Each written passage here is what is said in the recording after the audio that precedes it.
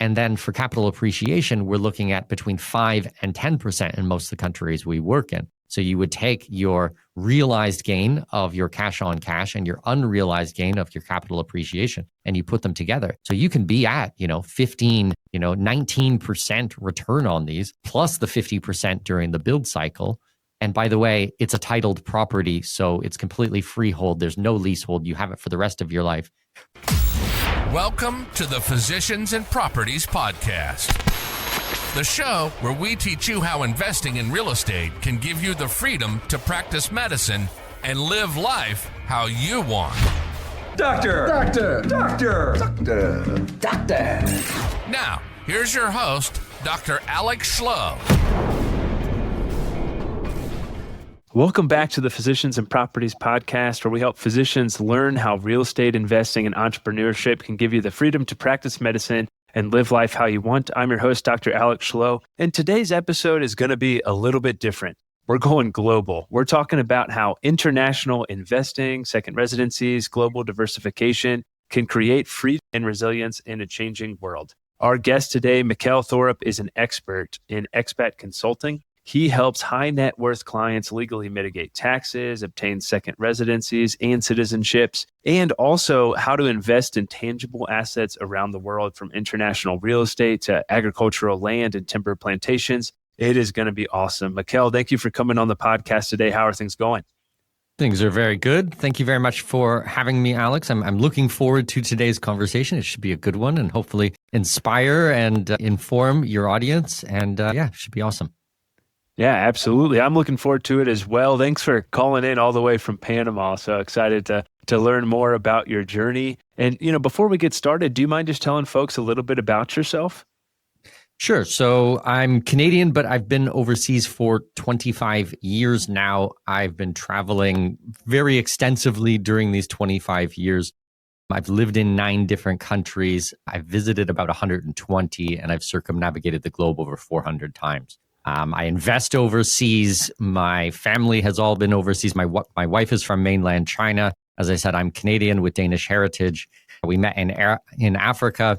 We met in Germany. We got married in Africa. My first child was born in the UAE, second in Brazil, third in Chile, and fourth in Mexico. So all of our kids are born in different countries, have different citizenships. We own real estate in almost a dozen different countries, my wife and I.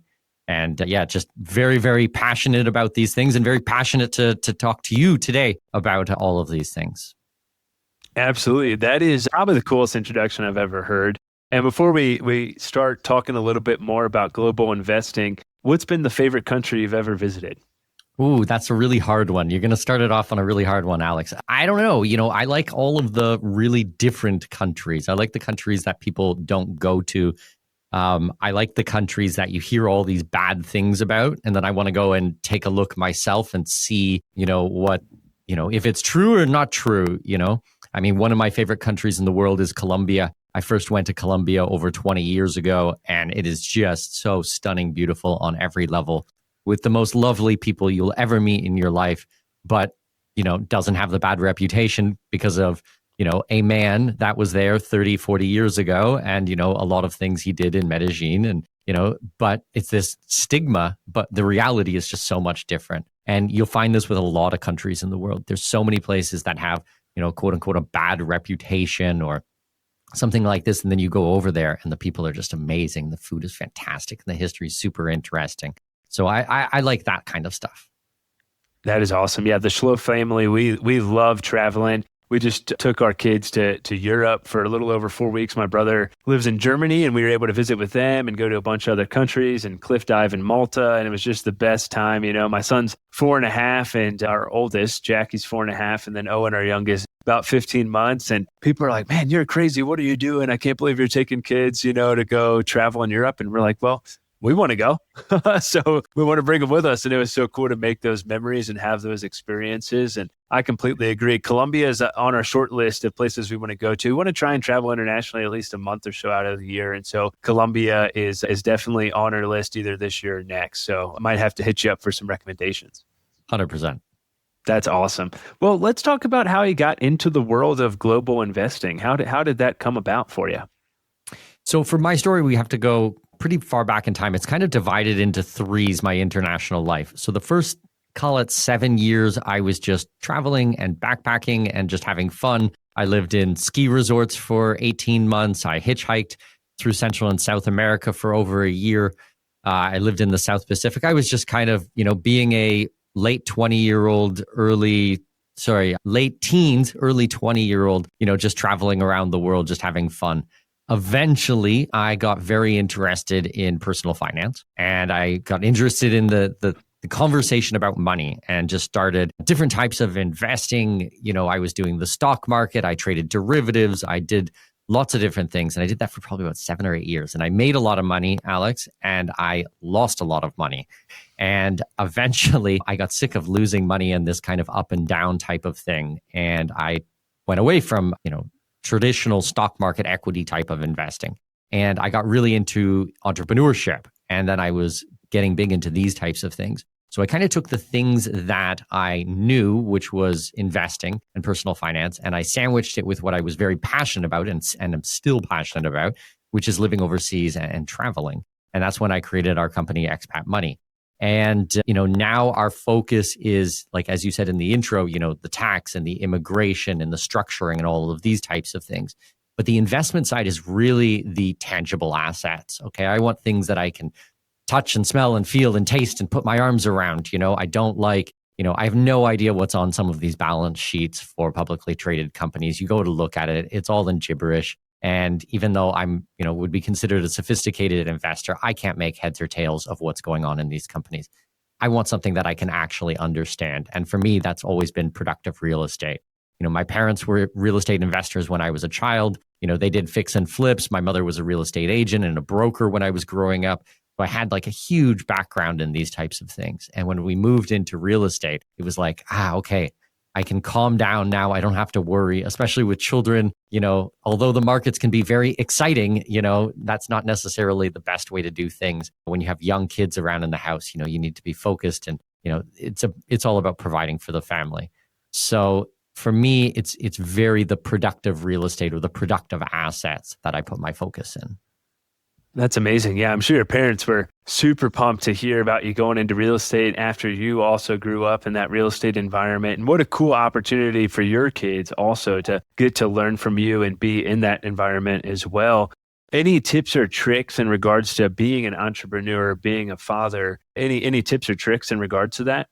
I think the big thing for me is bringing my children into it. So my eldest is 9, our youngest is 5 months. So we've got a big gap in between, the 4 of them there. They're pretty evenly spaced out. But, with our 9-year-old, we try to include her in everything. So, we're talking about traveling with kids. We're about to leave for a trip to go to Turkey. We have a second home in Turkey. We're going to Kazakhstan, Kyrgyzstan, Doha, and then I'm speaking in Prague at a conference, and then to Slovakia, back to Turkey, and home to Panama. We'll be gone for about 3 weeks. And my daughter will see me speak on stage in a couple of different countries. And, we take her to all of the dinners. She meets all of the clients. My mother, who lives with us for 10 years now, is part of the business. My wife's a stay-at-home mom, but she still participates in the business. So we're constantly talking about these things. So it's the family and the business and the investment is always front and center in everything we do. We don't try to separate, work time and family time or anything like that. It's all blended together, which I think gives a very interesting childhood. And she asks a lot of really intelligent questions, which is really cool because we go for a lot of walks together and we talk about things. And, getting her passionate and interested in these things at, 7, 8, 9 years old, I can just imagine what kind of an entrepreneur she's going to be when she's 25 or 30 or something like that. Yeah, absolutely. She's going to be a force for entrepreneurship. That's amazing. And what a cool opportunity also to travel with you, to be with you, to see you speak on stage, and to interact with all these different cultures and languages. I mean, it's going to make her so well-rounded and so intelligent, and just able to relate to all these different cultures. It's going to be such an incredible opportunity for her as she gets older and gets started on her entrepreneurial journey. Well, one of the cool things we actually do, and this will be a concrete example for you, and since you're a father, you'll probably like this one a lot. So last year we went through the Balkans, and I was speaking at a conference, and we were going to these VIP dinners and stuff like that. And there's probably 100 people at dinner, and my 9-year-old, well, I guess 8-year-old at that time, was with me. And I said, okay, I've got a secret mission for you. She's like, oh my goodness, what's the mission? And I was like, okay, you need to go and find 3 people, and you need to ask them what their name is, what they do for work, and if they play a musical instrument or any sports or have any hobbies. She's like, okay. So she runs off, and she's gone for like 20 minutes, and she comes back. She's like, I met this Russian woman, and she practices yoga, and she plays guitar, and she sings, and she does online marketing. I was like, I don't know what online marketing is, but it sounds very interesting. It's like, oh, that's amazing. So she leaves again, and then she comes back, and she meets this German guy who plays the drums and likes bodybuilding and things like that. But it was so funny because I'm walking around afterwards and I'm talking to people, and everyone's like, your daughter's amazing. She's like, I felt someone like yanking at my shirt sleeve, and I turned around and there was no one there. And then I looked down and there's this little kid, and she wants to know if I play any musical instruments. And she's like, my daughter just goes out there and talks to grown adults for 20 minutes, for half an hour, completely not shy, no inhibition of these types of things, and just asks all kinds of questions. I mean, you're a doctor. Every time we go to the doctor, I'm like, okay, ask the doctor how long they went to school and why did they become a doctor, and do they enjoy it, and what are the 3 most important things they need to know about being a doctor. And every time we meet different people from around the world, I'm always encouraging her to ask questions. So I think that's cool. I think this is amazing personally. That is absolutely amazing. Yeah, it's I heard a saying, and it's how to essentially network, and it's instead of trying to be the most interesting person in the room, be the most interested. And your daughter is already learning that as she's going, and she's asking these incredible questions, and she's gaining this wisdom and insight from people from all over the world. I mean, what a really, really cool opportunity. I absolutely love that. Mikkel, what was your personal kind of aha moments that led you to build Expat Money, or was this something that over time kind of built itself? So good question. So as I said before, I was kind of up and down with a lot of the stock market and things like that. And I wanted to do entrepreneurship, but I tried a few things and I failed. I mean, entrepreneurship is not easy. It was a bit of a trial and error. And I was very into fitness as well. I'm very, like a lot of exercise. I'm a very athletic person, always have been, even since a child. I tried to start a gym. I tried to start a clothing company. I tried to start a supplement. I do all these types of things. But I had, besides an interest in fitness, I didn't really have any competitive advantage of those things. And then I remember just sitting down with a piece of paper and a pen and just kind of listing out all of the things that I was uniquely positioned to help people with. And it was like, okay. At that point, I'd probably been to, I don't know, call it 70 or 80 countries, and I was, very early 30s or late 20s or something like that. And it was like, that's probably pretty unique, 15 years maybe at that time traveling. And I was like, okay, I can talk very intelligently about these things, and something that's very difficult to do, that takes a lot of money, a huge barrier of entry to go to these places. And, we talked quickly about some of the countries I like. But I mean, I've been to North Korea. I've been to Iran. I was in El Salvador 25 years ago. I've drove across Africa multiple times. I spent time in Nigeria, and, I've been to China 20 times, and, all these countries that most people would never have a chance to go to. So, that was something that I had a huge competitive advantage over. So once I kind of put that together with finance and money, which is a massive industry on its own, I was able to carve out a bit of a niche. And there's not many people who do what I do. You can't go to expat school or offshore university or something like that, right? Like my work is, one part lawyer, one part accountant, one part, property developer, one part precious metals dealer. All of these things I need to know and be able to speak about and understand and have contacts in. Well, there's nothing like that. You can't go to school for these things. I mean, I didn't go to university to learn these things. I traveled. I was a guinea pig. I went through it myself. I read thousands of books, literally thousands of books about the topic. And then I mentored under some of the top experts, legal minds and accounting minds in the world. And that's how I built this base of knowledge. But that's not a common path, I would say, for a lot of people. But it worked very well for me. Yeah, absolutely. Definitely a unique path for sure. And I'm excited to dive further into that. So let's talk about global investing, kind of lay the groundwork for global diversification and tax strategy. Again, you're not a tax attorney. So if anyone is wanting to know the nuts and bolts or specifics of this, talk to your tax attorney or talk to an accountant. But for someone like myself who's built wealth primarily in the United States, what are the biggest reasons to look internationally, whether for investing, tax planning, lifestyle freedom? How would you answer that question, Mikkel? Well, yes, and just to, double click on what you said, I am not a tax lawyer or a CPA. However, I have full-time lawyers that work for me at my company. So, we develop a lot of these strategies, but I have the lawyers sign off on everything that I do. And I work with tax attorneys in the US and Canada and around the world on all of these things. So although I'm not a lawyer myself, I do have lawyers who work for me. We're about a 32-person team here at expatmoney.com. So a pretty fleshed out team. Now, as for your question on, why people might want to look overseas, well, people are doing it for a whole host of different reasons. I mean, part of it is the downside protection. If we look at what happened in Canada during, the trucker convoy, where there were people protesting and the government didn't like it, so they started freezing people's bank accounts, literally just freezing them arbitrarily. Even people who were donating, their bank accounts were frozen. If you don't agree with that, then, maybe having an offshore bank account might be a good idea, right? Having a credit card or a debit card in a foreign country, which your home government can't just arbitrarily turn off, right? I think that's a very good reason for having a second passport. Look at what happened during COVID. They were not issuing new passports. They weren't renewing passports. It was very difficult to travel. In some countries, there was upwards of a 6-month wait on getting another travel document. That's your freedom of movement. That's your ability to travel in and out of countries. That is, I would say, one of your rights, to be able to have a solid freedom of movement. I even had someone putting political stuff aside, I had a friend of mine, a colleague of mine, whose girlfriend accidentally put his passport in the washing machine. It was in his jeans pocket, and she put the jeans in the washing machine, destroyed it. And as I said, there was a 6-month wait, so he couldn't get a new passport.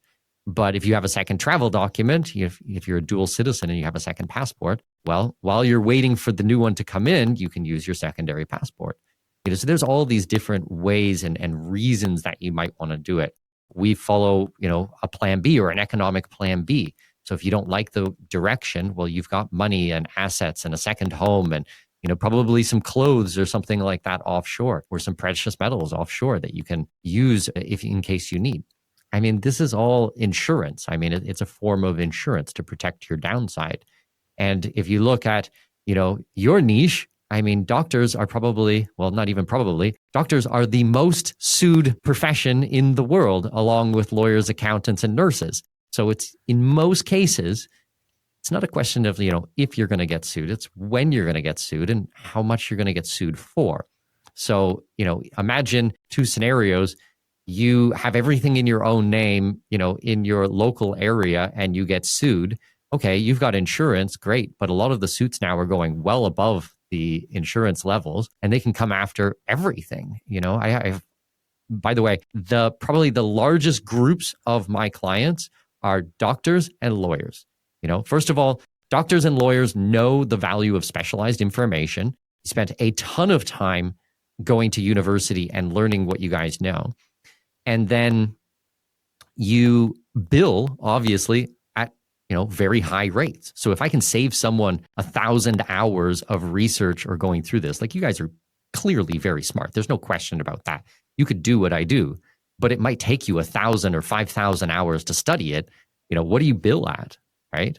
So if I can stop an expensive mistake or stop you from getting sued, in my example, everything is in your own name in your local area, opposed to someone goes to sue you and you're like, your lawyer goes forward and like, yeah, you can absolutely sue. So, everything is held offshore in a Cook Islands trust. Nothing's in his own name. He has like $53 in his personal bank account, and, come try to bring a suit to Cook Islands. Cause it's, I used to work under a lawyer, and he said, it's not about hide and seek.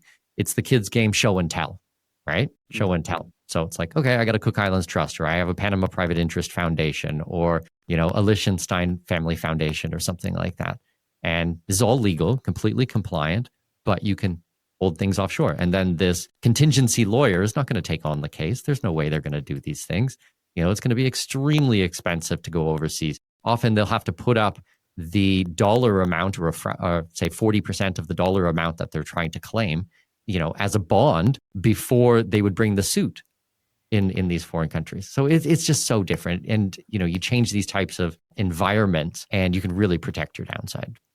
That's an awesome answer. Yeah, really cool to hear. And it makes complete sense that attorneys and physicians are some of your, most common clients. And I, want to footstop the point you made of it's worth it to pay the extra or get in the community to save that time, right? To save that 500 to 1,000 hours at your hourly rate to go to the expert and do that. So that is really helpful. Let's take a step back and talk about, okay, I'm a physician reaching out to you and I just want to learn the basics of what may be beneficial. I have an interest in real estate. How would you approach that person coming to Expat Money and working with you? Yeah, so I follow what I call the 4+1. So the 4+1 is the immigration side of things, the investment, the structuring, and the tax obligations. Okay, so that's the 4. The +1 is the lifestyle. The lifestyle is what ties everything together. Now, if I'm going to get you a second residency or a second passport, Alex, if I can do it on the back of real estate, then amazing. So I can, help you buy a piece of real estate, and on the back end, I can get you a permanent residency, which is the legal right to live, work, do business in a foreign country. But now the question is, all right, how, what are your tax obligations for this? So, there's the tax obligations back to your home country, maybe the US or Canada or UK or whatever it is, and then the tax obligations of the new country. But we might also want to structure your property offshore. We might want to use an LLC, an IBC, an international business corporation, an SA, a Sociedad Anónima, or a trust or a foundation like we were talking about a moment ago. Well, what are your tax obligations to that third country where we have the structure in, right? So, this is your immigration, this is your real estate, this is your taxes, this is your structuring. And then lifestyle is, well, let's try to pick the piece of real estate in a place that you actually enjoy spending time in. Let's get a lifestyle property or somewhere that you can go and visit it every year. Or, if you need to go and check on it and everything like that, that you're actually going to want to get on an airplane and visit that country, because there's no point in doing this and putting it in a country that you hate or you don't like the weather. Like, I grew up in southwestern Ontario. I don't like the cold weather at all. I like beaches and sunshine and white fluffy clouds and, blue skies. This is for me, right? So this is kind of where I start, is we're trying to, work through all 4+1 of these types of things. And then we're building it out piece by piece by piece. Make sense? That makes a lot of sense. You mentioned second residency or citizenship by investment. What does that really mean, and who's that best suited for? So there are many different types of immigration plans. I mean, on the far side, you can think of things like a student visa or a temporary visa or a work visa or something like that, okay? That is a set amount of time with set qualifications that you get to have that for, all right? You go to university for 2 years in Spain, all right, you get this visa. You're going to work for that company. You're under contract. The moment you leave, the visa expires, right? I don't do too much with that. I do another one called permanent residency visa. So a permanent residency visa, the qualifiers are usually to hold that piece of real estate for a certain amount of time and spending a certain amount of time in the country every year. So for example, I live in Panama. We've got a program called the Qualified Investors Visa. My firm and my partners here, we do roughly 50% of the country of Panama's visas for this best visa, the Qualified Investor. So we've done hundreds of these. And even when the government wants to make changes to it, they consult with our office. We actually work with the government of Panama to make sure that things are going forwards and this is what people want. But it's a $300,000 real estate investment. You have to hold the real estate for a minimum of 5 years. If you want to sell the real estate, you can move it into another project, another piece of real estate, but you have a 6-month window to make sure that's done. Then after 5 years, you can sell the real estate. You can do whatever you want. But during that time, you have permanent residency. And for time on ground, you only need to spend 1 day every 2 years to keep it active. So it's a perfect residency in your back pocket. Okay. So This permanent residency, you can have it for the rest of your life. So as long, Alex, as you do those two things, you keep the real estate for 5 years and visit the country one day every 2 years, you're going to have this forever. After 5 years, you can apply for citizenship. So this is through naturalization, spending enough time in the country, having substantial ties there, et cetera, et cetera, et cetera. For example, my application went in at the end of 2024 to become a citizen, probably mid 2026. I'll get my Panamanian citizenship and I'll get another passport. Okay. So that's permanent residency. Then we've got citizenship by investment or citizenship by economic contribution. So this is where you give a donation or you do something meaningful for the company. And in return for that, they're going to make you a citizen. So for example, I'm a citizen of St. Kitts and Nevis, which is a small island country in the Eastern Caribbean bloc.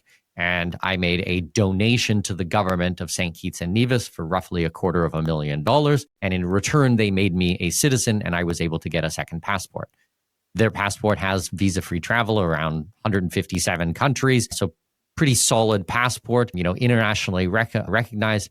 And I even get to go to countries with that St. Kitts passport that I don't get to go to with my Canadian passport.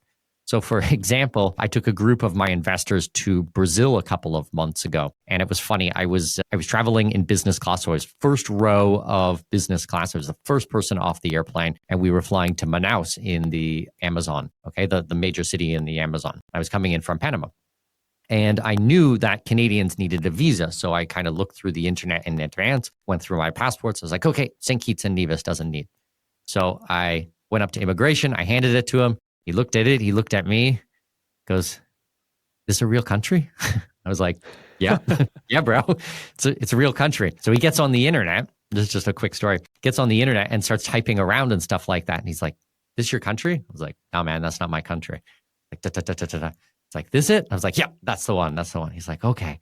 So he pulls up, I swear to God, on my life, Alex, pulls up Wikipedia and is looking at the national anthem and the flag and all of these types of things. And is just like stamping the thing. And he's like, can't be. Never heard of this country, but visa-free travel. And I got into Brazil with that, where everybody else was standing in line for an hour because they had to get a visa in advance. And then they had to pay all this money. And then they had to go through it and scan. And I was the first one through immigration because I had a second passport. So second citizenship or citizenship by investment is a good option that allows you to do a lot of things, like travel to countries you normally wouldn't be able to. Or if you put your passport in the washing machine, like I talked about, now you have another travel document. And I could go on and on and on about stories about why these things are beneficial to investors like us. Sounds like no shortage of benefits in terms of a global diversification of investments. What are some of the cons, or what are some of the gotchas in terms of investing? I'm sure that's certainly location specific, but what are some things that folks should consider looking into a little bit more closely if they're going to invest international? So you definitely need to know the laws where you're going to be investing. And more than that, you need to know the laws of your home country and what your tax obligations are, because it can get very, very complicated. You said something earlier about, check with your tax attorney. Yes and no. I mean, you need to check with a tax attorney, but you need to check with one who understands cross-border transactions. Because if they don't have experience with these types of things, their answers are either going to be no or it depends. It depends in legalese is code for I don't know the answer and I need to go and look this up. And I'm going to charge you a lot of money to go and try to find out these answers. All right. That's it depends. So instead of working with just a local CPA or local tax lawyer, your best bet is to find someone who specializes in this so that they can give you definitive answers on what is allowed and what is not allowed and how we file, what our reporting requirements are, what your tax obligations are. And they just have a much different view of the landscape. Here, I'll give you a doctor analogy, okay? You don't go to an oncologist for brain surgery, right? Like you're not going to go to a dermatologist if something's wrong with your ankle, or you need orthopedic surgeon, or you have to go to the right specialist for the right thing. It's like that with doctors. It's exactly like that with lawyers. Okay, so not all lawyers have the same breadth of knowledge. They might be extremely good at criminal law, but know absolutely nothing about asset protection law or real estate law or tax law or something like that. So my recommendation is find the right professional. And that's why everybody that we work with at expatmoney.com are, brain surgeons in our specific, field on these types of things. Make sense? That makes a lot of sense. Thank you for that. Well, you work with clients on foreign real estate. Where are you seeing some of the best opportunities right now in terms of real estate? So I'm a big fan of Paraguay. I've been visiting Paraguay for several years now. I've had an opportunity to meet the president of Paraguay on a few occasions, and it is just an amazing country with so many things going for it. So it is a relatively small country in the heart of South America. They have no coastline. They have major rivers that run through it, but no ocean. They're very friendly with their neighbors, and it is a pro-business, right-leaning government. I've had an opportunity, as I said, to meet the president, Santiago Peña. I met him here in Panama for a private luncheon with a few people from the private sector. Then about a month or two later, I had an opportunity to sit down with him for about half an hour one-on-one in Paraguay, and kind of an off the books type of meeting. But I'll quickly tell you, I was talking to him and I was advising him on immigration and what foreigners are looking for and foreign direct investment and things like that. And he was listening, very intently. And suddenly, Alex, he leans forwards and he touches me on the shoulder and he says, "Mikkel, I know what you're talking about. You're talking about freedom." And I was like, "Yes, Mr. President. That's exactly what I'm talking about. It's exactly what I'm talking about." And I just doubled down and started investing so heavily in Paraguay afterwards. I own commercial real estate. I own office space. I own residential. I own raw land. I've just been putting in tons of work and money and energy and effort. We just had a group that we brought to Paraguay of our investors, where I actually led a tour there for 8 days, 8 nights. And I think we had around 50 people, 50 investors on the trip. And these are all high net worth or ultra high net worth families who are coming down to take a look. And everybody was just blown away by this country and what they're seeing in the path of progress there and what is happening. So it is a developing country, but it is catching up so fast under Santiago Peña. The guy's 47 years old, really good head on his shoulders, taking away all the friction and the barriers to investing. And it's like, wow, this is amazing. I actually even started a newsletter called Paraguay Potential, paraguaypotential.com, just because I'm so passionate about talking about this country and what's going on there. That's amazing. I have to admit, I don't know a whole lot about the country, but definitely going to look into it. That's really cool. Are there any other countries that are top of mind right now from a real estate perspective or an investing perspective for you? Yeah, I do a lot here in Panama, where I'm located. Panama's a dollarized economy. We've got the Caribbean, the Atlantic. We've got the Pacific. We've got mountains. It's organic food. It's a very safe country. Phenomenal medical facilities here. Very international, group of expats, not just from US and Canada or Europe, but also from the rest of South America. You think when Venezuela went socialist and, Peru and Bolivia and, all the productive members of society, they moved to a country, that respects property ownership and things like this. So, we've done a lot here in Panama. I'm constantly having clients visit me, like usually 3-4 times a week. I'm having dinner with clients here in Panama because they're in and out of the country. So we really like Panama a lot. We mentioned Colombia before. I have a lot of projects in Colombia, specifically in Medellin, which is my favorite place in Colombia. We also own some timberland on the far east side. We have about 6,000 acres of timberland out there. And I think that's a very good option too. A lot of the stuff in Colombia is because of this perception versus reality. We're very invested in the northeast of Brazil. I think that there's some really interesting things happening in Brazil about, I've got a lot of Brazilian staff. I love Brazilian culture and music and food. My second child, as I said, was born in Brazil, so I'm a big fan of that. We do a bit in Costa Rica, lots of countries, a lot in Latin America. I will tell you that. We're not finding the freedom in France or in Sweden or something like that. Those places that have, potentially 80% taxes. We like the low tax countries or the zero tax countries. That's a lot more interesting for me. Yeah, that makes a lot of sense for sure. Well, you mentioned timberland. So what are your thoughts on tangible investments like timber, agricultural land? How do those fit into the portfolio for you? So I think it's very difficult to get into these types of things in North America. The price of the land is very, very expensive. In Latin America, you can still pick up large portions of land for very affordable prices. Now, the interesting thing is that in some of the regions you're going to invest, they don't have, a long-term mindset. A lot of it is very short-term. So if you can come in, very educated, if you can have a long-term mindset and see things that go well in other places and then kind of transplant those ideas and work with the local communities, then you can do some really, really spectacular things. And that's usually what we're doing. I work with a family office in Medellin, Colombia, and, they've got European background and, we're bringing in some really, really smart minds. But the price of land is so, so cheap in Colombia that you can just do these amazing deals that you would never be able to do in the US or you were able to do in the US, but 100 years ago, right? So we can kind of look back through history and it's like, all right, what worked in Western countries? And now how do we take those ideas and move them offshore where the cost of labor is a lot less, where the cost of land is a lot less, and then scale it up with modern technology and modern ideas. And I'm a big fan of Timberland. I like agricultural types of things. I like productive real estate, opposed to, ragging on the stock market. Is like, all right, so you have a P ratio of like 8,000 and you have no idea, this company's never made money before. You have no idea what's going on. And you're just supposed to hold it and then, one day sell it, which is, okay, great, capital gains, but now you have a capital gains tax opposed to productive real estate, which generates income and you can live off of and, put a roof over your head and feed your kids and stuff.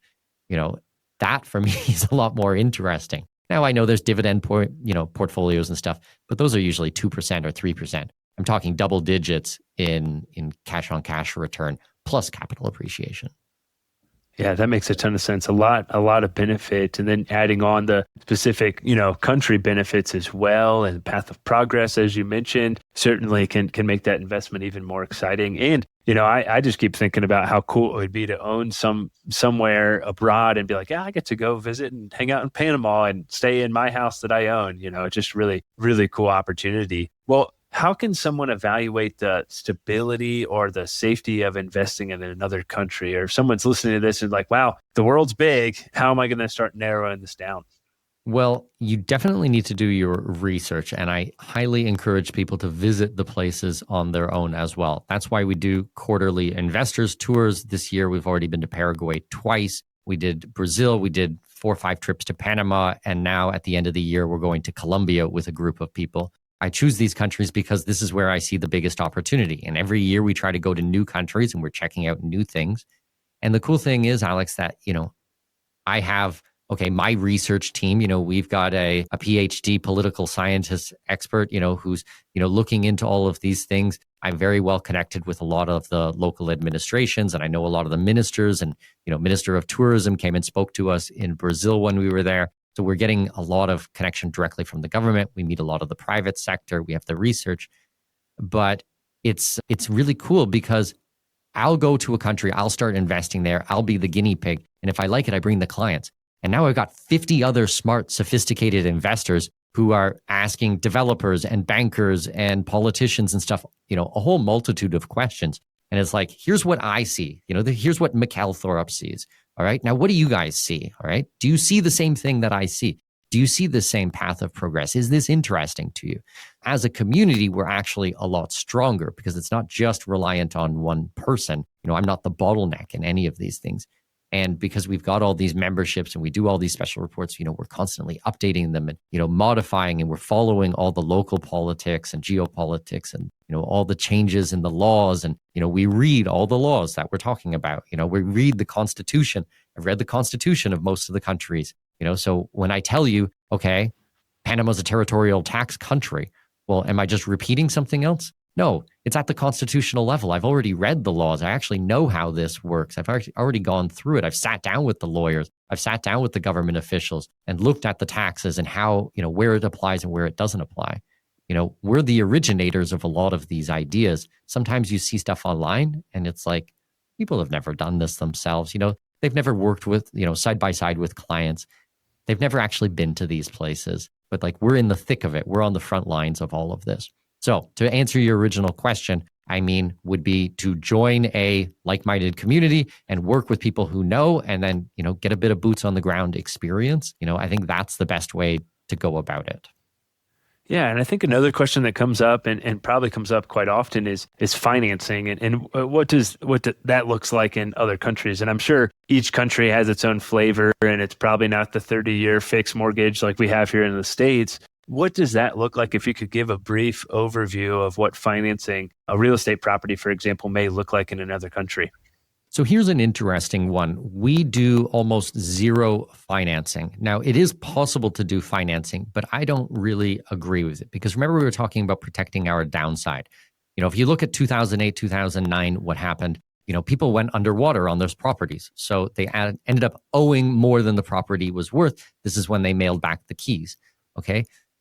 I don't want a situation like this at all. So what we're doing is we're being very strategic. So for example, in the northeast of Brazil, you can get, or, I have gotten beachfront property. And I mean front row on the beach, not, squint in the distance from the third floor and you might see the ocean. I mean, front row on the beach, lot plus home, brand new build, rental ready for around 100,000 US. So you don't need to finance. Most people will not need to finance something like this, right? And because we do pre-construction, actually what we're doing is we're putting a small deposit down and then we have milestones. So let's say it's 20% down. So in this example, call it 20 grand, right? And then they do the permitting, they prepare the land, and they put the foundation in. Okay, foundation in, another 10% or another 20%, something like that. So, it's 20 grand in and then maybe another 10 grand 6 months after that. All right. Now walls go up, roof goes up, they seal the place, they close it in, another 10%. So you might be in 30, 40% in. And then a couple of weeks before keys delivery, that's when you pay off the balance. But during that time, you've probably, the price of the property has gone up by, anywhere from 30 to 50%, but you've only been in for 30 or 40%. So really, what have you done? You've doubled your money within 2 years at fair market value for the property. Now, some people just trade the paper. So before titling, they'll resell it at a profit. Other people hold it. They'll go through the titling process and then they'll cash flow on it. Like I'm a big fan of holding properties for long periods of time. Or sometimes people will buy multiple properties, put down as little as possible, then sell a few of the units, use that cash to pay off the first ones. And so now you have a couple of properties free and clear that you basically got at a discounted rate. And what we're seeing with a lot of these is, I'm going to talk in general terms. This is not individual investment advice and nothing in life is guaranteed. All investment contains risk, including the risk of, loss of your principal, blah, blah, blah, blah, blah, blah, blah, is cash on cash return for long-term rentals. You're probably looking at about 6 to 9%. And then short-term rentals, you're probably looking at around 9 to 12% in year one. So that's just the cash on cash. And then for capital appreciation, we're looking at between 5 and 10% in most of the countries we work in. So you would take your realized gain of your cash on cash and your unrealized gain of your capital appreciation, and you put them together. So you can be at, 15, 19% return on these, plus the 50% during the build cycle. And by the way, it's a titled property, so it's completely freehold. There's no leasehold. You have it for the rest of your life. Property taxes are very, very low. And by the way, we were able to get you a permanent residency on the back end to have a plan B. And oh, by the way, it's a beautiful place to go on vacation and, talk to your local accountant, but should be a good tax write-off if you need to go and visit the property every year to go do maintenance or check on it or something like that. There can be deductions for going and taking a look at it. So, all of these things build on one another piece by piece by piece. And I mean, I look at a lot of investments, Alex. I don't see a lot of things like that, in Toronto or Vancouver or, places in the States as well. So. Yeah, what a cool opportunity for sure. And a great value stack in terms of investment and return. That's not just the tangible, kind of cash on cash return. It's some of these other things that we don't think about as much that's really important. That is awesome. Well, Mikkel, a lot of physicians who are listening to this, they value freedom. They value freedom from burnout, from bureaucracy, from financial stressors. How do you feel like international strategies fit into that pursuit of freedom? I know we've We've kind of already hit on some of those things, but is there anything else in terms of the freedom equation that you feel like we may be missing?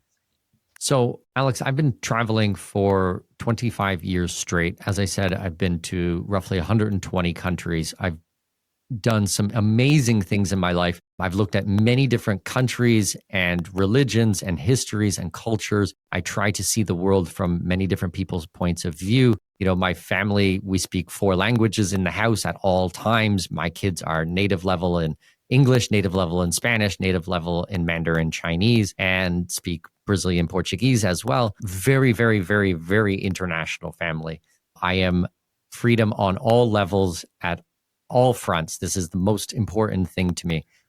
There is nothing, Alex, nothing that compares that I have ever seen in my 25 years that will move the ball downfield for freedom as much as going offshore. I mean, this is the practical side of libertarianism. Everybody is always asking, the theoretical side is why we should pay less taxes or why we should deregulate or why all of these things. But this is the practical side of it. It's like, how do you pay less taxes? How do you protect your downside? How do you, travel and live life on your own term, and freedom of movement and freedom of speech and negative freedoms, freedom from coercion, things like this.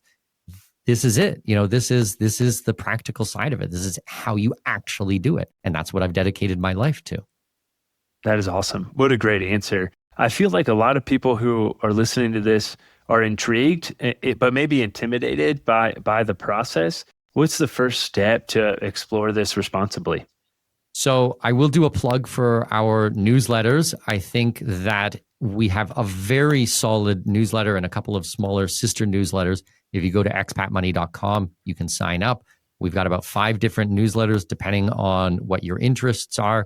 We've got EMS Pulse, which is our daily correspondence where we're writing. We have the Expat Sunday Times, which covers all of the news and the new laws and the new things that are coming out. We've got Paraguay Potential, paraguaypotential.com, talking about Paraguay. We've got Brazil Beachfront, talking about all of the things that are going on in Brazil. And we just launched a new one called Off-Grid Plan B, which is about off-grid communities, about solar, about mature, we've got projects where we've got mature fruit trees and, water independence, and how do we, protect our downside from kind of systemic type of things or problems with the food supply. So, depending on what you're interested in, we've got a lot of free content on our website at expatmoney.com. And I'd love to invite, your physicians and anybody listening today to go and sign up. I mean, you'll be in very good company. There's a lot of really cool people in the community, and we put a lot of work into these newsletters, and they're a lot of fun too. They're not boring, stuffy newsletters. If you got anything from today's conversation, I mean, nothing is very boring or there's a lot of stories. It's really interesting stuff. And if you're interested in freedom, then this is the practical side of it. Absolutely. We'll be sure to include those links in the show notes as well. And I've read some of your newsletters, and I can agree. They're not stuffy. They're not boring. They're really insightful. I learned a good bit about Paraguay, and that was exciting. And I'm looking forward to exploring some of your resources more. As we kind of wrap things up here, what are 2 to 3 practical steps? Obviously, getting the resources, going to expatmoney.com. What are 2 or 3 practical steps that maybe a U.S.-based physician could take in the next 12 months to begin diversifying globally? So I would say everybody needs to have 3 major things. These would be the foundational pieces of an offshore plan, okay? The foundational side doesn't mean this is where it stops. This is just where it starts. So number 1 would be a permanent residency or a second citizenship in a foreign country, okay? This is the immigration piece. So you want to have somewhere that you can go to in case, things get bad or you need to travel or you lose that travel document, everything we talked about. So, the immigration. Number 2 would be a second home. I encourage you to get, a property overseas. Short-term rentals work really well. So while you're not using it, you can rent it out, cash flow a little bit. If you can get a lock-off closet or a lock-off room or something down in the parking garage, with a storage unit or something like that, you can put in a couple suitcases with a change of clothes and some personal effects and things like that to make it your own. And then if something happens, then you can go to it while you're not using the property. You can rent it out. You can get some cash. And then the third thing would be some finances or some money or some gold or something offshore, some access to capital. For example, at expatmoney.com/gold, we talk all about precious metals held offshore. And if we look at the performance of precious metals over the last year, call it year and a half has been extremely good. And these types of ways, you can actually get access to capital overseas. So we even have a way that we work with a fully allocated, fully segregated, fully insured depository in the Caribbean. And let's say you put in, $100,000. If you need access to cash, you can take a loan against your precious metals, which is not a taxable event. So you don't have to sell your metals. And they have an LTV, a loan to value ratio of 70%. So if something happened, there was an emergency or you needed access to capital, within a day or two or three, you're going to get access to that capital. They can send it anywhere in the world. So I think if you put those three things together over the next 12 months, you're going to be drastically better off than your peers and a lot more protected. So a second residency, a second home, and access to capital overseas, for example, offshore banking or precious metals or things like that. That would be the starting place. And then we would build and grow and add to it from there. That's amazing. I feel like that is a great place to wrap things up. Mikkel, this has been eye-opening. Is there a place where folks can reach out to you, connect with you if they want to know more? You mentioned expatmoney.com. Is there anything else you'd like to plug or anywhere else that folks can reach out to you? Well, I think expatmoney.com is definitely the best place. We also have our podcast. We've been going for almost 10 years, hundreds upon hundreds of episodes. We have a new episode airs every Wednesday. I think yours is also every Wednesday. So wherever you guys are listening to us today, there should be a brand new episode of the Expat Money Show on there. So just search that. But yeah, amazing conversation. I really appreciate your time and having me on and a fantastic program. So keep up the good work. Thank you very much, Alex. Thank you, sir. Really appreciate it. I'm excited to go to expatmoney.com and dive down the rabbit hole. So luckily, I don't have any meetings for a little bit coming up. So looking forward to learning more and reaching out to you. I appreciate your time. Thanks, everyone, for listening. With that, it is Mikkel and Alex with another episode of the Physicians and Properties Podcast, signing off. Hey, real quick, if you're still listening to this, I'm assuming you got value from it. So I need your help specifically. My 2-year vision with this podcast is to help 100,000 physicians learn how investing in real estate can give you the freedom to practice medicine and live life how you want. There are 2 main ways that a podcast grows. One is through ratings and reviews, and the other is word of mouth. If you can please leave me a 5-star rating and review on Apple Podcasts and Spotify, as well as send this to 1 to 2 friends that you think would get value from it, we can reach the physicians that we want to reach. Thanks in advance, and talk to you on the next episode. Please note that the information shared on this podcast is for informational purposes only and should not be considered financial or medical advice. The views expressed on this podcast are those of the host and the guest and do not necessarily reflect the views of the Department of Defense or the United States Air Force.